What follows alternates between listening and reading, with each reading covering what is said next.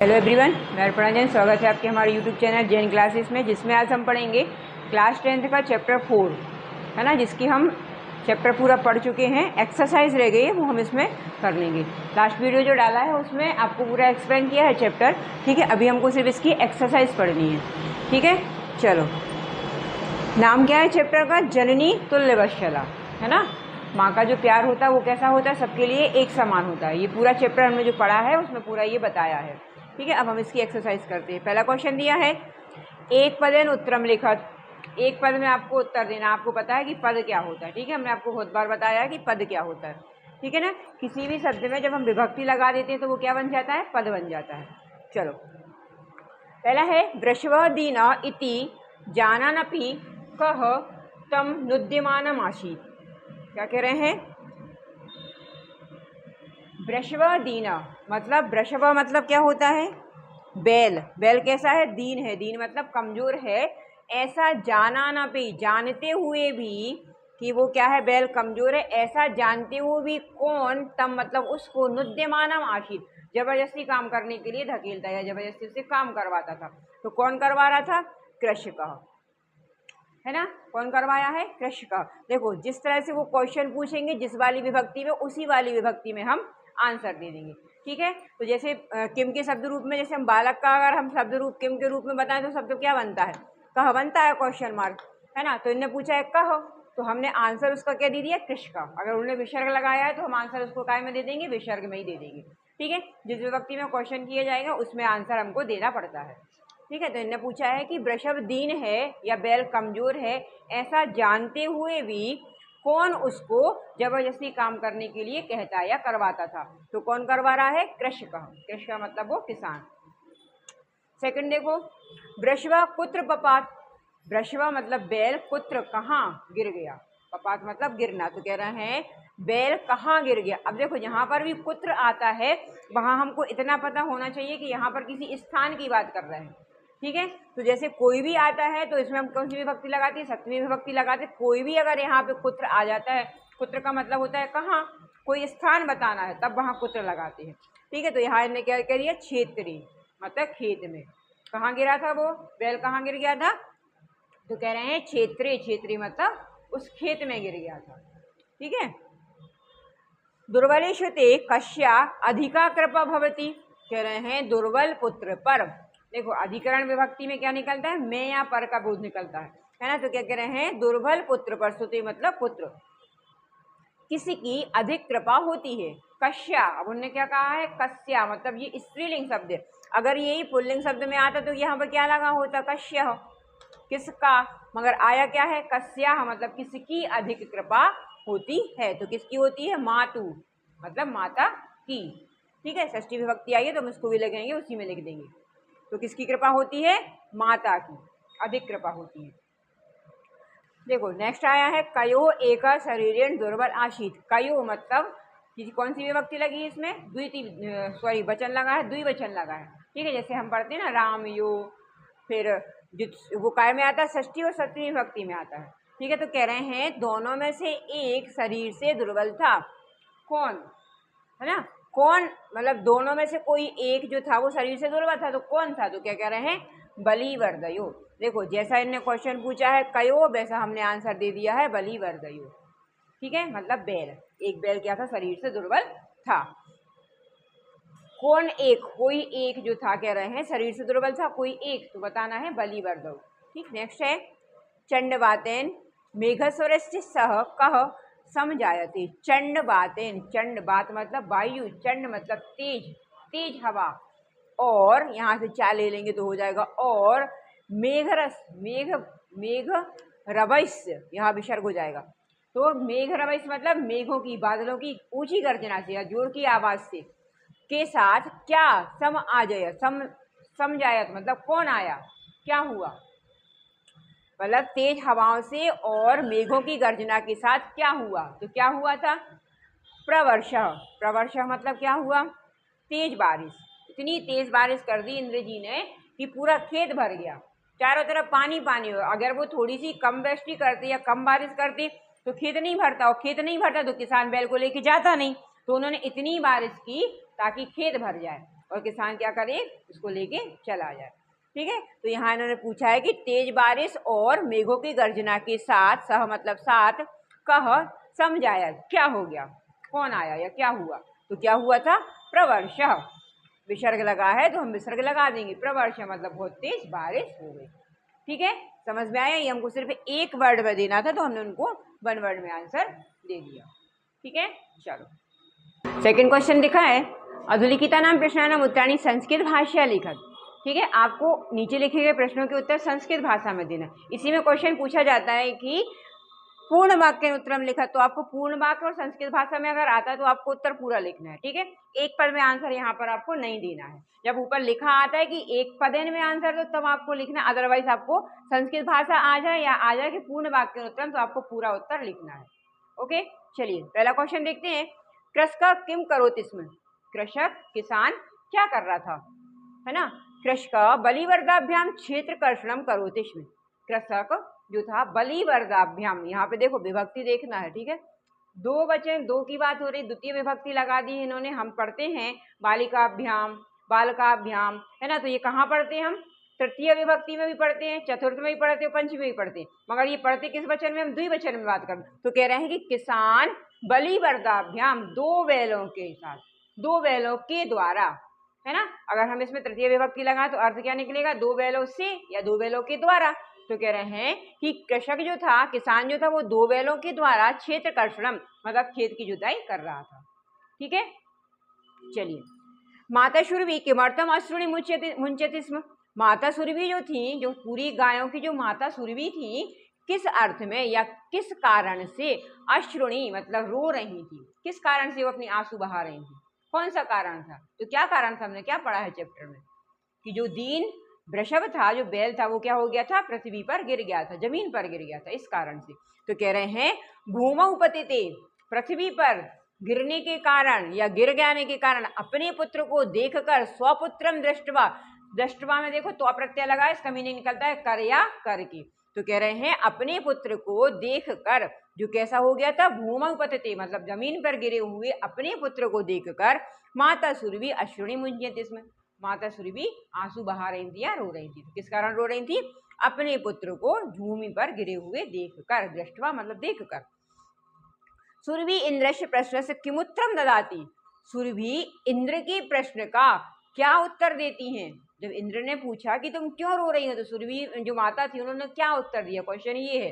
तो कह रहे हैं सुरभि इंद्रस्य मतलब इंद्र के प्रश्न का किमुत्तरम ददाति क्या उत्तर देती हैं। तो कह रहे हैं सुरभि इंद्रस्य प्रश्न से उत्तरम ददाति यत सा स्वपुत्रस्य, की यत मतलब की, बह, सा मतलब स्त्रीलिंग शब्द के लिए लगा है सा, ये देखो स्त्रीलिंग के लिए आया है, अगर पुल्लिंग आता तो क्या लग जाता, सह। वह अपने पुत्र की दैन्यम दृष्टवा रोदितिम, दीनता को देखकर, दृष्टवा फिर देखो दृष्टवा आया, फिर करके निकलेगा देख करके, है ना, देख कर, दैन्य मतलब उनकी दीनता को, उसके दुखी हो, इतना इतना उसको इतनी परेशानी थी, उस परेशानी को देखकर, उसकी दीनता को देखकर वो क्या कर रही थी, रो रही थी। ठीक है, समझ में आया क्या कह रहे हैं, इसको एक बार क्लियर करके देखो, पूरा लिखना है यहाँ से। सुरभि इंद्रस्य प्रश्नम उत्तरम, किम हटा देंगे यहाँ पे अपन, है ना, इसको संजी विच्छेद कर देंगे तो क्या निकाल आएगा, किम उत्तरम।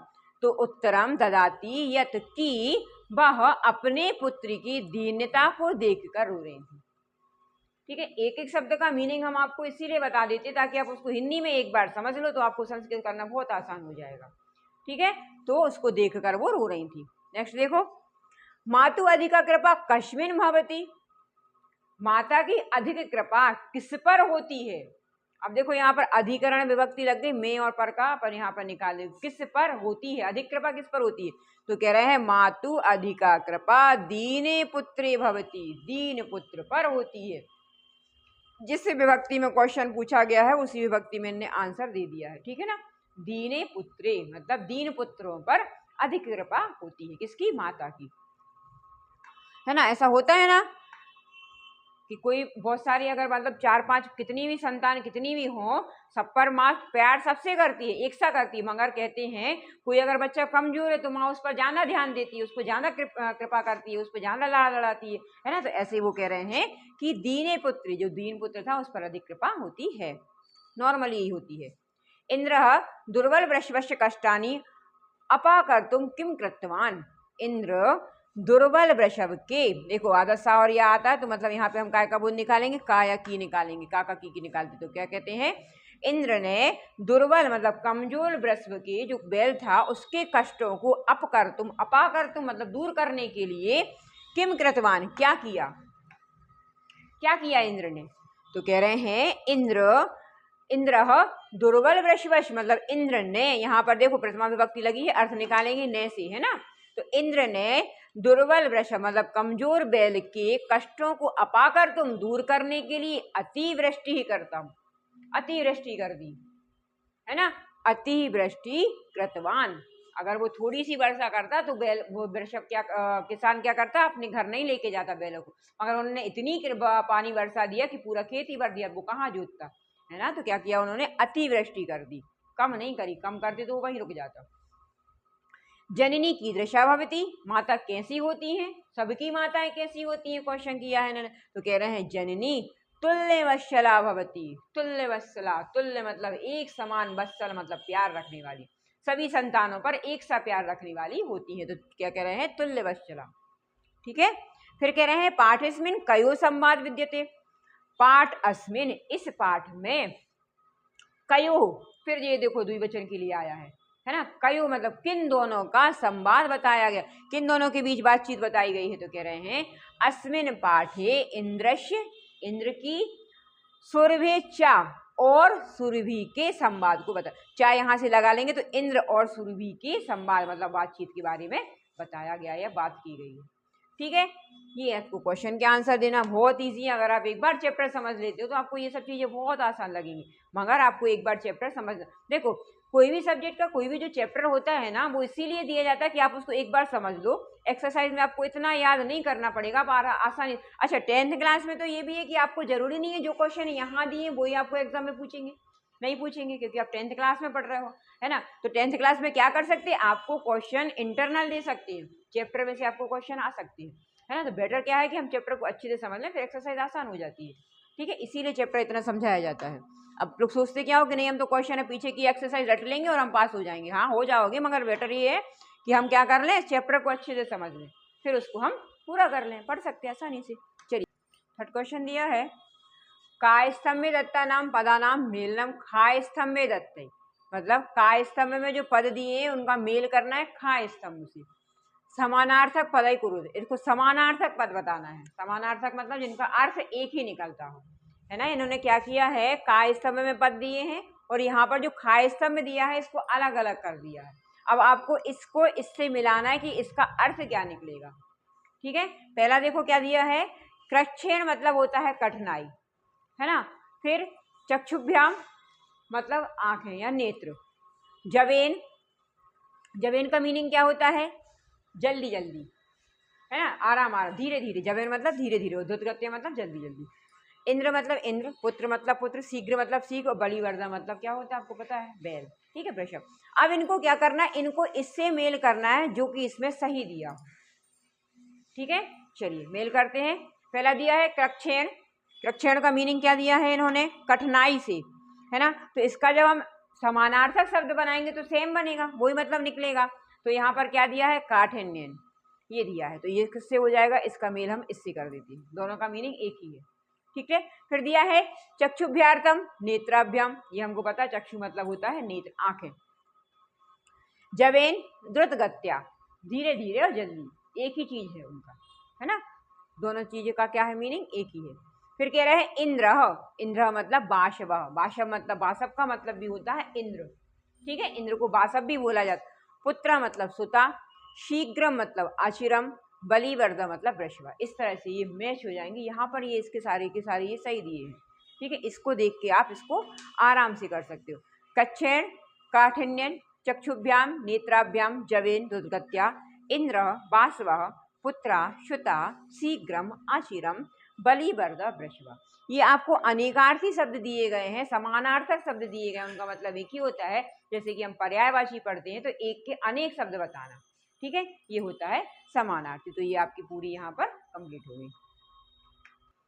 फोर्थ क्वेश्चन दिया है, स्थूल पदम आधृत प्रश्न निर्माण कुरुत, मतलब स्थूल पद पर आधारित होकर आपको क्या करना है, प्रश्नों का निर्माण करना है। ठीक है, स्थूल पद मतलब जो डायरेक्ट में आपको जो दिया है इसमें आपको इसके इस पर आपको प्रश्न निर्माण करना है। पहला दिया है सह कृच्छ्रेण भारम उद्वहति। कृच्छ्रेण मतलब अभी हमने आपको बताया कि वह कठिनाई से भार को ढो रहा था, है ना। तो इसको हम क्या कर देंगे, सह कृच्छ्रेण, इसमें देखो तृतीय विभक्ति लगी है एण, है ना। जब हम इसका क्वेश्चन बनाएंगे तब हम क्या बना देंगे उसको, का। क्वेश्चन कैसे बनते हैं, सारे का से बनते हैं। तो कृच्छ्रेण का क्वेश्चन बन जाएगा तो क्या आ जाएगा, केन। ठीक है, तृतीय विभक्ति का क्वेश्चन बन जाएगा। ठीक है, कृच्छ्रेण का केन हो जाएगा। फिर कह रहे हैं सुराधिपतः ताम अपृच्छत। तो हमें बनाना किस पे है, सुराधिपतः का बनाना। देखो इसमें विसर्ग लगा हुआ है, तो जब इसमें दिखा है कि प्रथमा विभक्ति है तो हम उसको प्रथमा विभक्ति में क्या लगा देंगे, का। जैसा उन्होंने क्वेश्चन पूछा वैसे हमको आंसर बना देना। तो सुराधिपतः का क्या बन जाएगा, कह।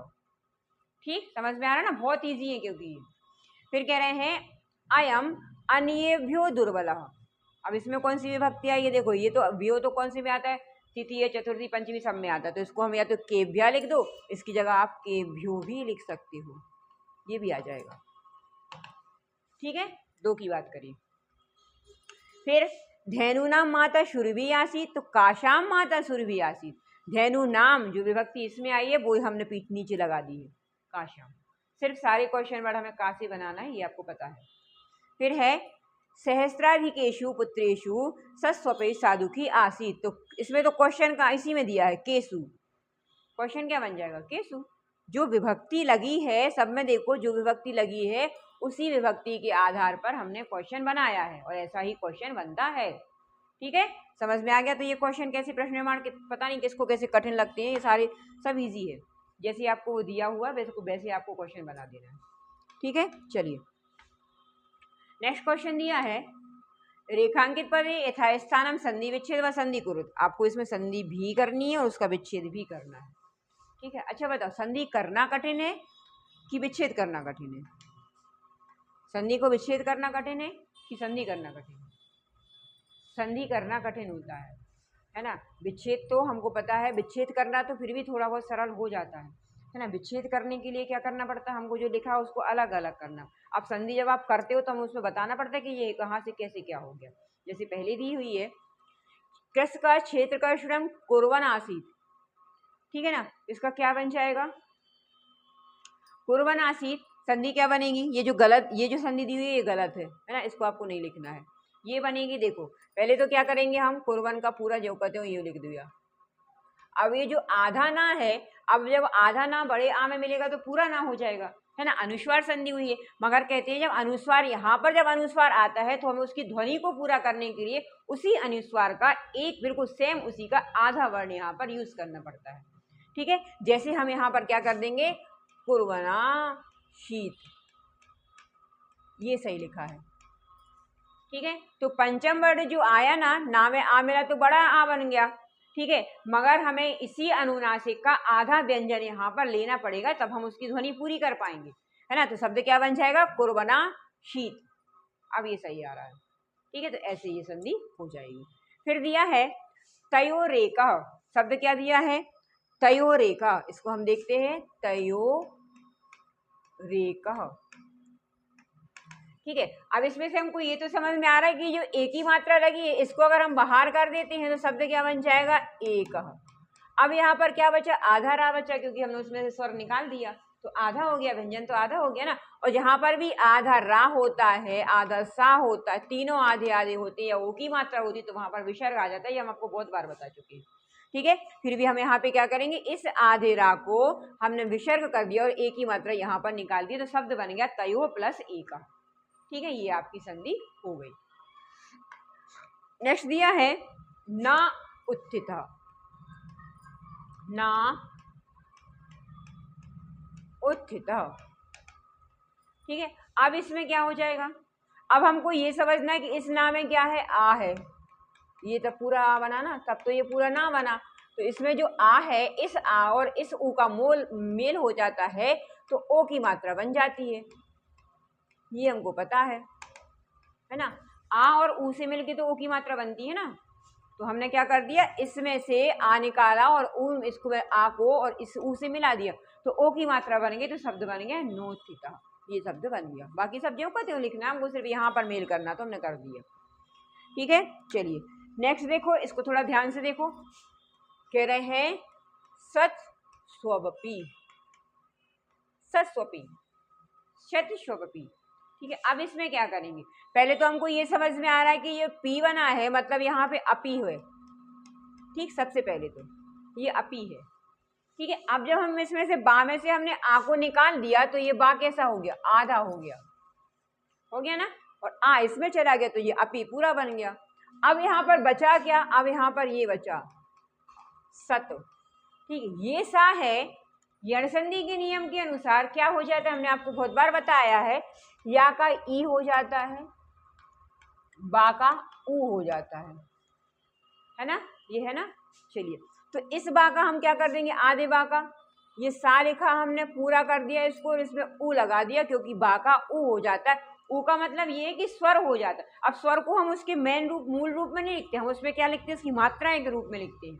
ठीक है ना, तो हमने यहाँ पे क्या कर दिया, सतसु प्लस अपी। देखो एक बार फिर से इसको देखो कैसे बन जाएगा ये, सतस्वपी। ठीक है, हमें इसमें पता है कि इसमें बा में आधा बा और आ मिला है, हमने आ को निकाला तो यहाँ बन गया अपी। अब बचा यहाँ पे आधा बा बचा, जो इसको हम क्या करेंगे, तो हम इसको कर देंगे यण संधि के नियम के अनुसार, बा का हमने ऊ कर दिया, बा का ऊ क्योंकि हो जाता है, तो यहाँ पर क्या हो जाएगा, सा में छुटू की मात्रा लग जाएगी, तो शब्द बन जाएगा सतसु प्लस अपी। ये आपकी संधि हो गई। चलिए फिर नेक्स्ट देखो, दिया है तथा अपि अहम एतस्मिन्। चलो इसको देखो जरा, तथा प्लस अपि, पहले अभी हम इतना ही कर ले रहे। ठीक है ना, तथा और अपि को क्या करेंगे, बड़ा आ और छोटा आ मिलेगा तो बड़ा आ बन जाएगा, तो शब्द बन जाएगा तथापि। ठीक है, इसके बाद क्या दिया है, अहम, तथापि अहम। अब इसमें हम क्या करेंगे, अब हमें संधि करनी है इन दोनों में। ठीक है, तो हम तथा को ज्यों का त्यों लिख देते हैं। ठीक, इस पाग में ई की मात्रा जो लगी है वो तो पा हो जाएगा आधा, और जो ई की मात्रा क्या हो जाएगी, हमने आपको अभी बताया, ई बन जाएगा या, तो ये बन जाएगा या। ठीक है, हो गया। अब ये आधा या था, इसमें आ मिल गया तो ये पूरा हो गया, ये हो गया। अब एक शब्द और दिया है इसमें, एतस्मिन्। अब इसमें हम क्या करेंगे, देखो ये तो पूरा का भी जो कहते हो चल ही रहा है, तथाप्य। ठीक है ना, तथा, अब जी हा तो हम सीधा ऐसा लिखेंगे, मगर ये जो आधा माँ है और उसके बाद एक स्वर है, ये व्यंजन है और एक स्वर है, तो इन दोनों को मिलाना तो पड़ेगा, तब तो वो व्यंजन पूरा बनेगा ना। तो हम माँ में क्या कर देंगे, माँ में एक ही मात्रा लगा देंगे और ये पूरा ज्यों का त्यों लिख देंगे, बस ये हो गया। ठीक है ना, शब्द क्या बन गया, तथाप्यहमेतस्मिन्, है ना, शब्द बन गया। देखो फिर से देखो एक बार, तथापि हमने इसको किया, इसमें से आधा पा निकाला तो यह ए बन गया, ए को हमने पूरा किया यहाँ से।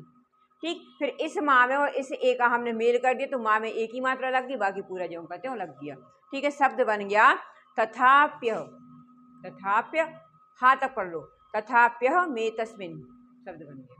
ठीक है, कुछ नहीं करना, बस हमने उसको जोड़ा जोड़ा बस। ठीक है, चलिए फिर ऐसे नेक्स्ट दिया है, बहूनी, बहूनी प्लस आपत्यानि, आपत्यानि। इसमें भी आपको देखो क्या करना है, संधि यहाँ करनी है हमको, तो हम क्या करेंगे, बहु को पूरा जो को तो लिख दिया। अब ये जो ना है, ना में जो छुट्टी की मात्रा लगी है, तो मतलब इसमें आधा ना और ई है, तो हमने क्या कर दिया, आधे ना को यहाँ निकाल दिया, ई का हमने या कर दिया बस, और पत्यानि, बहुन्य पत्यानि मतलब बहुत सारी संतानें। ठीक है, समझ में आया क्या किया हमने, इसमें से ये क्या का मेल था, आधा ना और ई था, आधा ना को निकाल दिया, ई का क्या हो जाता है, या हो जाता है यण संधि के अनुसार, तो ये आधा या होता है, तो आधा आ में, या में आ मिला है तो पूरा या बन गया, तो हो गया बहुन्य पत्यानि। ठीक है, चलिए फिर दिया है जलोपल्लवः, जलोपल्लवः। अब इसमें क्या करेंगे, देखो इसमें भी क्या है, हमको पता है आ और ऊ मिल के ओ बनता है ना, इसमें हमें संधि करनी है, तो हम क्या करेंगे, जल और प्लस उपल्लव, ये हो गया। कुछ भी नहीं करना पड़ा इसमें हमें, सिर्फ हमने आ और ऊ को अलग कर दिया। ठीक है, तो ये संधि विच्छेद हो गई और संधि हो गई। ठीक, चलिए नेक्स्ट क्वेश्चन दिया है अधुलिखितेषु वाक्येषु रेखांकित सर्वनाम पदम कस्मै प्रयुक्तम। सर्वनाम पद, देखो इसमें लगाना है हमें सर्वनाम पद, बताना क्या होता है सर्वनाम, क्या होते हैं सर्वनाम, ये हमको आपको बताना है क्या होता है सर्वनाम। चलिए जैसे एक हम देखते हैं, एक बच्चे का नाम, मान लो किसी का भी नाम ले लेते हैं। राम खाता है, राम सोता है, राम स्कूल जाता है, राम पढ़ता है, राम लिखता है, राम ये करता है, राम वो करता है। तो क्या हम राम कहते हैं बार बार? नहीं कहते हैं। क्या कहते हैं हम एक बार उसका नाम ले लेंगे कि राम खाना खाता है, फिर क्या कहेंगे हम? वह सोता है, वह जाता है, वह पीता है, वह ये करता है, वह। तो हम उसको वह जो यूज कर रहे हैं, संज्ञा, राम क्या एक संज्ञा है, संज्ञा की जगह हम जो वह लगा रहे हैं ना, वो सर्वनाम होता है। मतलब संज्ञा के स्थान पर प्रयुक्त होने वाले शब्दों को सर्वनाम कहते हैं। तो यहाँ पर भी उन्होंने यही कहा है कि यहाँ पर कुछ सर्वनाम दिए गए हैं, इन सर्वनामों को आपको ये बताना कि ये किसके लिए यूज किए गए। ये के लिए कहाँ से आएगा? कस्मै। कस्मै मतलब किसके लिए, है ना। क्या कह रहे हैं? किसके लिए ये यूज किएगा, तो ये आपको बताना है। चलो देखते हैं इसको हम कैसे करेंगे। पहला दिया है सा च अवदत भो वाशव अहम भ्रस्वम दुखिता अस्मि। और वह कहती हैं हे इंद्र, हे वाशव मतलब इंद्र, मैं अत्यधिक दुखी हूँ। तो वह किसके लिए, जो सा आया ये किसके लिए आया है? वह किसके लिए आया है? ये आया है सुरभि के लिए, जो माता ने बोला था ना इंद्र से, तो ये किसके लिए आया है? सुरभि। अब देखो ये सा जो है, सा क्या है? प्रथमा विभक्ति है, एक वचन है। ठीक है, ये हमको पता है ना। अगर इसके लिए हम आंसर लिखते तो सीधा ऐसा आना था, सुरभि। उनका नाम बस लिखना था हमको, ये विसर्ग भी नहीं लगता वहां पे, सिर्फ सुरभि लिखा जाता, नाम बस लिखा। मगर इसमें विभक्ति लगी, सुरभ्यई क्यों लगा? क्योंकि उनने पूछा है कि कस्मै किसके लिए, तो हमने बताया कि सुरभि के लिए, इसीलिए हमने वो वाली विभक्ति भी इसमें लगाई। ये क्वेश्चन आपको ध्यान से कैसे लिए कहते, पहले क्वेश्चन अच्छे से पढ़ लो, फिर उसके बाद आंसर लिखो, है ना। मगर बच्चे क्या करते, नहीं आंसर याद कर लेते, क्वेश्चन पता ही नहीं है कि हमें क्या पूछा गया। ठीक है, तो उन्होंने क्या कहा है कि सुरभ्यई मतलब सुरभि के लिए यहाँ पर ये प्रयुक्त हुआ है। चलो नेक्स्ट देखो, कह रहे हैं नेक्स्ट दिया है पुत्रस्य दैन्यम दृष्ट्वा अहम रोदिमि। पुत्र की दीनता को देखकर मैं रो रही हूँ। ये किसने कहा, किसके लिए कहा? अभी ये अहम जो आया वो किसके लिए आया? तो वो भी सुरभि के लिए आया। ये सुरभि ने कहा था ना, उनकी माता ने कहा था कि उस बच्चे को उसकी दीनता देखकर मुझे रोना आ रहा है, इसीलिए मैं रो रही हूँ। तो किसके लिए आया ये अहम सर्वनाम? सुरभि के लिए। ठीक है, चलो सह दीनम इति जानन अपि कृषक तम पीड़ितम। वह दीन है ऐसा जानकर भी कृषक उसको पीड़ित कर रहा है। वह दुखी है, वह कौन है जो दीन है? तो कह रहे हैं वृषभाय। ये वृषभाय मतलब बैल के लिए आया है ना। ये सब में देखो चतुर्थी विभक्ति लगी आ रही है, जैसे हम पढ़ते हैं रामम रामः रामम रामेण रामाय, तो इसमें क्या आया? वृषभाय। इसमें सुरभि क्यों आया? क्योंकि ये दोनों क्या है? स्त्रीलिंग है। ठीक है, और ये क्या है? पुल्लिंग है, इसलिए उसमें चतुर्थ विभक्ति इसमें लग गई है। ठीक है, फिर कह रहे हैं मैं बहुनी अपत्यानि संति, मेरी बहुत सारी संतानें हैं। ये भी किसने कहा था? ये भी सुरभि ने कहा कि ठीक है, मान लिया कि मेरी बहुत सारी संतानें, फिर भी मेरी कृपा किस पर रहेगी? जो दीन है। ठीक है, तो इसमें क्या आएगा? सुरभि। देखते जाना, स्त्रीलिंग में अलग लग रही है विभक्ति और पुल्लिंग में अलग लग रही है, पुल्लिंग शब्द आ रहे हैं। फिर सह च ताम एवं आसंत्यवत। सह मतलब और वह उनको ऐसे ही सांत्वना दे रहे हैं। कौन देते हैं ऐसे सांत्वना? किसने सांत्वना दी थी सुरभि को? इंद्र ने। तो किसके लिए आया ये सह जो लगा, वो किसके लिए आया है? इंद्राय। ये भी देखो ऐसे ही आया है सेम। ठीक है, क्योंकि ये पुल्लिंग शब्द है।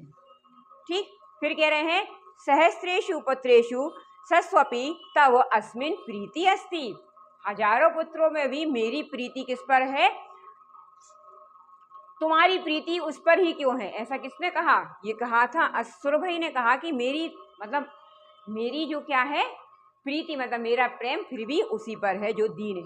तो तब किसके लिए आया ये? सुरभि के लिए। देख लो सारी चीजें, जहाँ पर भी सुर भई आया है वहां पर ये देखो स्त्रीलिंग शब्द में आई की मात्रा लगी है, ये मतलब चतुर्थी विभक्ति का एक वचन है। और यहाँ पर देखो वृषभाय और इंद्राय में चतुर्थी विभक्ति का एक वचन, ये भी मगर ये पुल्लिंग स्त्रीलिंग का इसमें भेद बताया गया है। ठीक है, इस तरह से ये पूरा खत्म होता है। नेक्स्ट लास्ट क्वेश्चन है, का स्तंभ में विशेषण पदम लिखितम, का स्तंभ में विशेषण पद लिखे गए हैं, और खा स्तंभ में पुनः विशेष्य पदम, और खा स्तंभ में विशेष पद दिए गए हैं। तयो मेलनम करो, इनको मेलन करना है, इनका मेल करना है, मैच द कॉलम करना है मतलब। ठीक है, तो क्या कह रहे हैं, यहाँ पर जो दिया गया है वो विशेषण दिया गया, यहाँ पर विशेष, विशेष से क्या होते हैं, जिसकी आपको विशेषता बतानी हो, विशेषण क्या होते हैं, विशेष की जो विशेषता बताता है उसको विशेषण कहते हैं। ठीक है, तो जैसे इन्होंने दिया है कश्चित मतलब कोई, कोई क्या, किसान, किसकी विशेषता बताएगी, किसान कैसा, कोई किसान है। ठीक है, किसान की विशेषता बता दी कि कोई है। फिर दुर्बलम वृषभम, दुर्बल कौन है, वृषभ दुर्बल। कुद्र कौन, मतलब गुस्सा किसको आ गई थी, कृषि वाला मतलब किसान को गुस्सा आ गई थी, किसान को। सहस्त्राधिकेशु पुत्रेशु मतलब हजारों पुत्र, हजारों पुत्रों में, तो पुत्रेशु। फिर ये अभ्याधिका, अभ्याधिका कृपा, अत्यधिक क्या होती है, कृपा। विस्मित आखंडल, अखंडल मतलब भी होता है इंद्र, इंद्र क्या होगा, विस्मित होगा, आश्चर्यचकित थे। और तुस्यवल्ला जतनी, जननी। ठीक है, तुल्यवत्सला कौन होता है, माता होती है। ठीक है, तो यहाँ देखो इसको दिया है, कश्चित कोई कृषक, दुर्बलम वृषभ, क्रुद्ध कृषिवला, सहस्रेशु पुत्रेशु, अभ्यधिका कृपा, विस्मिता आखंडला, तुल्यवत्सला जननी। ठीक है, समझ में आया, ये कुछ नहीं करना है आपको, सिर्फ मेल करना है। मेल करने के लिए आपको ये सही आंसर दिए, ये उन्होंने बताया कि इसे मेल करना है। ठीक है, समझ में आ गया ना चैप्टर, कुछ नहीं करना है, चैप्टर बहुत इजी है, सिर्फ आपको चैप्टर को थोड़ा समझना है। चैप्टर आप जब समझ लोगे ना, पूरी कहानी जब समझ में आ जाती है ना, तो क्वेश्चन आंसर अपने आप बन जाते हैं। ठीक है, वीडियो कहीं पर भी, जहाँ पर भी आपको अच्छा लगे पूरी वीडियो, वहाँ पर आप इसको लाइक जरूर करें, शेयर जरूर करें और सब्सक्राइब जरूर करें। Thank you.